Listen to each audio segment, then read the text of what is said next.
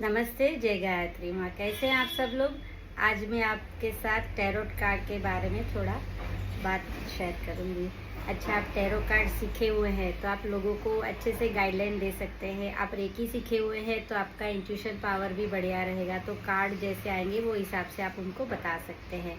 अभी किसी को रीडिंग कराना है टैरो कार्ड में, तो उनको टैरो कार्ड में आप जो भी क्वेश्चन पूछेंगे तो आपको समझ में आएगा कि मुझे क्या करना है, कैसे अभी ये सिचुएशन को हैंडल करनी है, अभी मेरा सही वक्त है कि नहीं, कब आएगा, वो हिसाब से आपको पूरी गाइडलाइन मिलती है।